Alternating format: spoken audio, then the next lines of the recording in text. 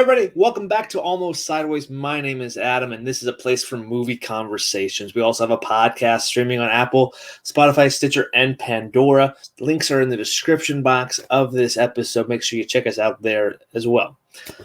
But one of the biggest movies that came out streaming this last weekend was Wonder Woman 1984.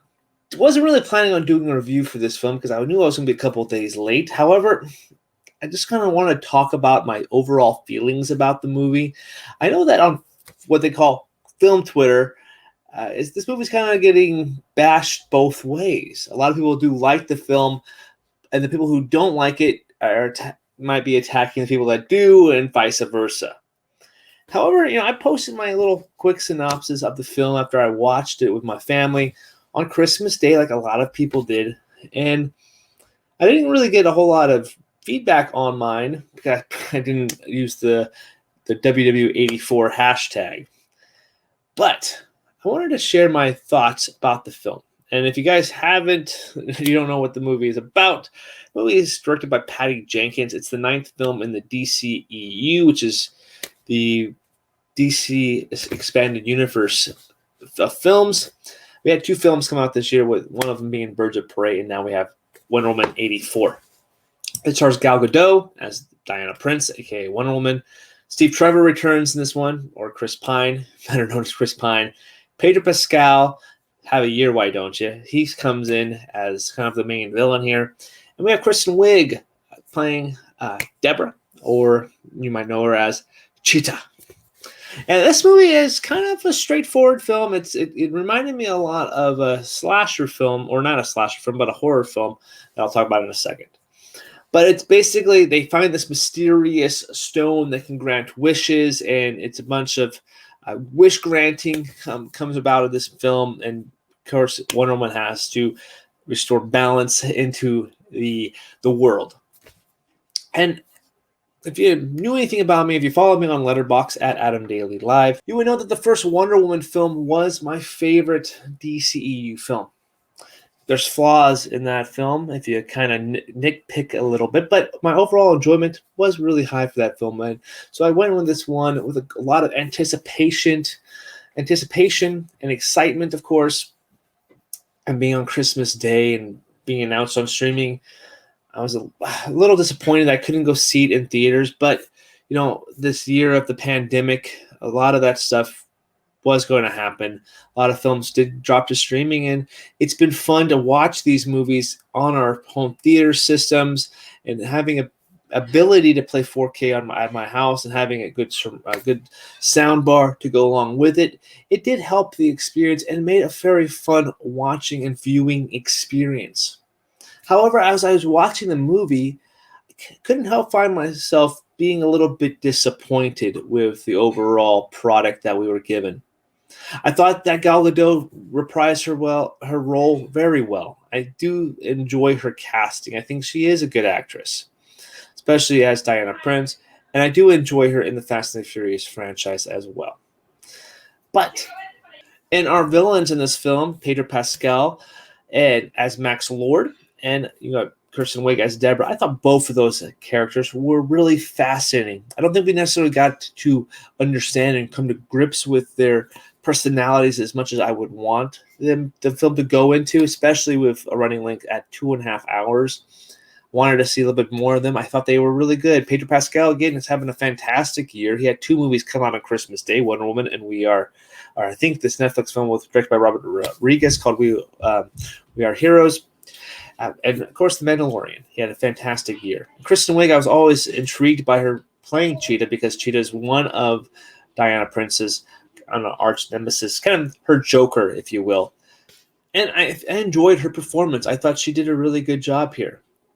And Steve Trevor returns, and I didn't know exactly how they would do his return. And it might have been kind of weird overall because he takes out control of another person's body, and there is some kissing involved with this other person's body that with Steve Trevor's face on it. That might come into question about some deeper conversation about maybe Me Too stuff, because that guy wasn't control of his body? Did he really want to be kissed? Who? These are questions on a different kind of level of just a film. But anyway, as I watch the film, I have two rules of thought here. I really do have fun with the movie. I think some of the action set pieces are really done well. I love the tank sequence. I thought that was a lot of fun. And I enjoy that kind of action here. And I kind of liked the ending fight sequence with Cheetah. I thought it was a little over-edited and a little dark too. But again, these big final battles in Wonder Woman have been known to be dark and over-edited and have some heavy CGI. And I don't think Kristen Wiig necessarily was on set for this action set pieces, but there were some really cool, brutal moves that they were able to land in this film. Another thing I really liked, I said Pedro Pascal, I liked Max Lord, how he was able to grant wishes. That the possibility of that is always intriguing. And it definitely reminded me of the 90s, not slasher, but horror film called Wishmaster. So four films about a person that grants wishes but twists the words and kind of makes it a horror film. And I enjoyed that. It kind of made me want to rewatch those movies again and just have some fun with some really cool deaths. So it kind of reminded me of that a little bit, and I got a kick out of it. The guy said Gadot enjoyed it a lot. Some things I didn't really like about it, I thought it was just a little too long, to be honest with you. I thought there was some stuff in there that kind of didn't need to be in it. And even though I enjoyed some of the fish out of the water stuff, I think that, Steve Trevor being in the movie, it makes sense for Diana, but does it make sense for the movie? I'm not quite 100% sure there. I enjoyed, like I said, Chris Pine being the fish out of water, being in a whole new decade and exploring this new world. Fascinating stuff. However, one of the comic book storylines I would have been intrigued by is how he goes through Dante's Inferno, the 7 levels of hell. We've been interested to find that out. And I kind of thought that the film was a little bit cheesy at times. However, I thought there was a really good post on Twitter I saw. I can't recall who posted it, but we expect cheesy lines from a Spider-Man movie. But because it's Wonder Woman, it can't be cheesy, the dialogue.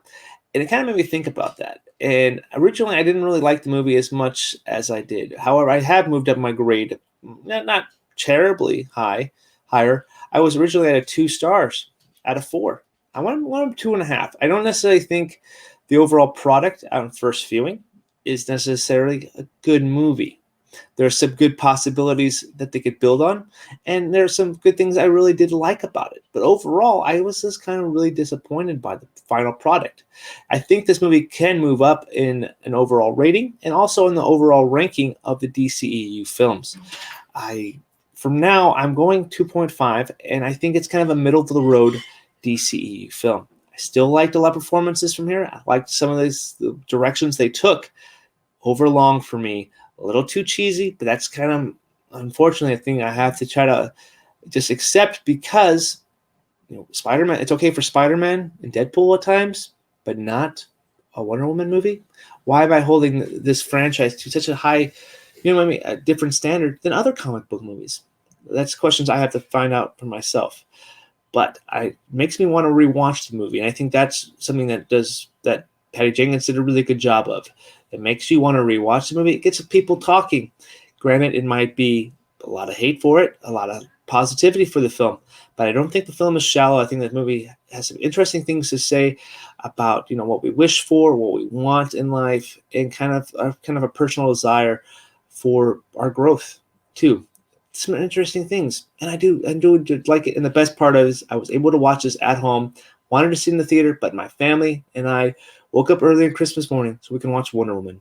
And that's a pretty cool statement to say. Anyway, guys, let me know in the comments section down below what you guys thought of Wonder Woman 84. Did you guys like it? Did you not like it? Let me know down there. And just my kind of thought process kind of makes sense. I'm kind of curious about that because who knows? I wasn't really planning on doing this review, but I wanted to sit down here and record something for this week. I took a week off, kind of a half a week off because of Christmas, but I'm back. And we're here, and I'm looking forward to talking about this. Be on the lookout for an audio podcast coming out soon with the guys, Terry, Zach, and Todd. They're going to be reviewing Soul, as well as the deep dive of 1995's Toy Story. forward to that on the channel very soon. And I'll be also record my top 10 worst films of 2020, and that'll be dropping later on this week as well. Anyway, guys, thank you so much for watching, and I appreciate it. Until next time. My name is Adam. We'll see you later.